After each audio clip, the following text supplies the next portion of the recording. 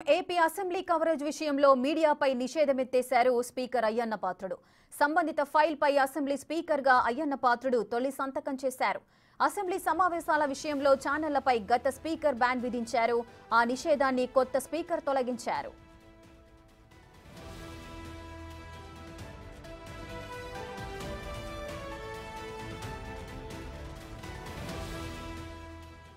AP assembly coverage విషయంలో మీడియాపై నిషేధం ఎత్తేశారు speaker Ayyanna Patrudu. దీనికి సంబంధించిన పూర్తి డీటెయిల్స్ మా ప్రతినిధి శివ అందిస్తారు. శివ, మొత్తం మీద చూసుకుంటే గత అసెంబ్లీ సమావేశాల్లో అసెంబ్లీ జరుగుతున్న సమయంలో మీడియా కవరేజ్ చేశారు. అలాగే అసెంబ్లీకి సంబంధించి విస్తారంగా వ్యవహరించే రీతిలో మీడియా వ్యవహరించిందని అప్పట్లో 3 ఛానల్స్ పై కూడా అసెంబ్లీ స్పీకర్ అప్పటి స్పీకర్ తమ్మినేని సీతారాం వాటిపై కూడా సస్పెన్షన్ గురి చేశారు. ఈ సస్పెన్షన్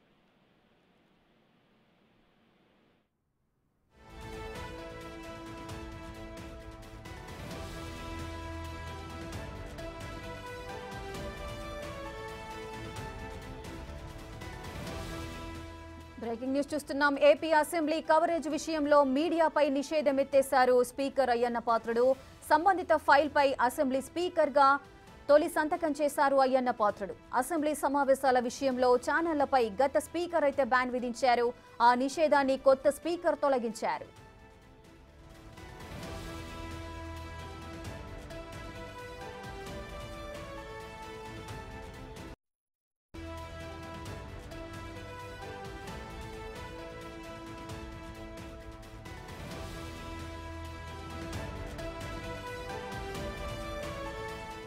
గత ప్రభుత్వంలో అసెంబ్లీలో ఛానళ్లకు సంబంధించి అయితే నిషేధాన్ని విధించారు గత స్పీకర్.